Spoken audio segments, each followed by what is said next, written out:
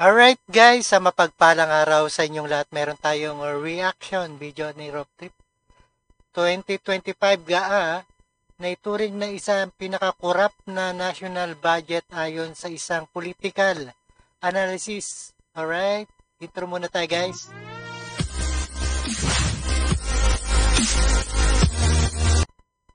Alright, na ituring na isang pinakakurap ng National General Appropriation Act ngayong taon ayon sa isang political analysis. Alright, panoorin po natin dito sa SMNI. Let's go. Ay tuturing daw na isa sa pinakakorap na national budget ang General Appropriations Act ngayong taon ayon sa isang political analyst. Si Cresring Catarong sa report. Siguro masasabi natin isa sa pinaka masama na budget na naipasa. Sa panayam kay political analyst Ayan na isang pinaka-corrupt ngayon sa 2025 ang itong national budget ayon sa isang political analysis Froilan Calilong sa programang Makialam ng DZAR SMNI Radio, sinabi nito na bagamat may tinanggal o binito ang Pangulo na line item sa 2025 national budget, marahil pampalubag loob lamang ito. Pero sa kabuuan, inaprubahan pa rin ni Marcos Jr. ang pambansang pondo para sa taong ito sa kabila ng mga Ayan, bakit inaprubahan, no? Ayan, ng irregularidad sa naturang budget. Giit ni Calilong, maituturing daw na isa sa pinakakorap na national budget, ang 2025 General Appropriations Act. Sa aking pananaw kasi dito, whatever it is kasi na nandoon sa BICAM report is something that will be the basis for the execution or the final adoption of the GAA. So if it was seen that in the BICAM report that there are some blank areas or blank items. Ayan, maliwanag na korap, no? Bakit walang planong project dyan? Bakit nakablanko, no? Wala man lang nakalagay. At pinirmahan ng ating Pangulo. Should have already spot checked that, and they should have already called the attention of the committees concerned para maisaayos, no? That is kung wala talaga silang tinitingnan or wala silang hinahayaan na irregularity na mangyari. Una ng pinuna ni Davao City 3rd District Representative Isidro Ungab ang anyay blank items o mga nawawalang halaga ng budget para sa iba't ibang items sa ilalim ng Department of Agriculture at unprogrammed appropriations. Kaugnay dito, sinabi ni Calilong na dapat ay naging mas maingat at masusi ang ehekutibo sa pagsusuri. Ayan, dapat imbestigahan din sa Senado to, no?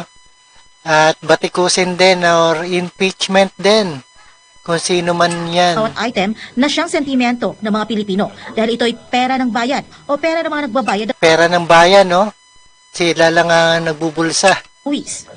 If you actually are transparent enough at kung wala naman talagang katiwalian or wala talagang tinge of doubt, and if you really want to clear your name, from all of these allegations, madali lang naman talagang ipakita. Pero yun nga, bakit hanggang ngayon hindi natin makita?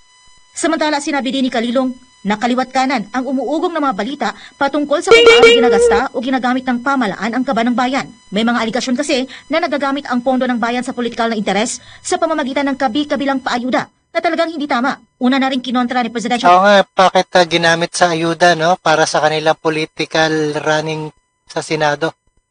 For the Urban Di ba?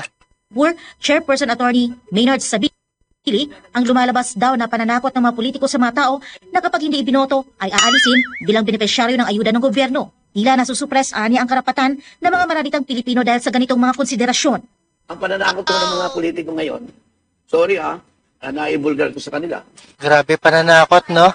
Aalisin sa trabaho. Sabi, pag hindi mo kami binoto, tanggal ka sa tupad, tanggal ka sa, hindi ka makakatanggal ng akap. Hindi ka Ayan, wala kang benepisyong makukuha pag tanggap ng ano. So, parang ang nagkakaroon ng ikangay, yung karapatan ng mga hirap ay ikangay nasusupress because of this consideration. Ayon kay Calilong, karapatan ng mamamayang Pilipino na malaman ang totoong nilalaman ng pambansang budget, lalo trilyon-trilyon ang pinag-uusapan. Malaking bahagi umano rito ay galing sa utang, kung saan ang mamamayan din ang bumabalikat at pumapasan. Hindi lamang ngayon kundi sa mga susunod pang taon, lalo na kung mag-uumpisa ng magbayad ng loans. Nanawagan siya sa mga Pilipino na dapat maging mapanuri. Huwag palagpasin ang mga ganitong usapin at makiisa sa pagtama ng mga kamalian sa isyu ng katiwalian. dapat imbestigahan din, no? Malamang sila yung kukurakot dyan. Mga kurap. para sa Diyos at sa Pilipinas kong mahal. Alright guys, napakinggan at napanood po natin. Ito ang tunay na balita, no? Na hindi pinapalabas sa ibang social media. Alright, maraming salamat sa inyong panonood, pakikinig dito kay Rob Trip. And peace out sa inyong lahat. And don't forget to subscribe this channel, Rob Trip. Alright, this is your friendly neighborhood, Rob Trip tayo.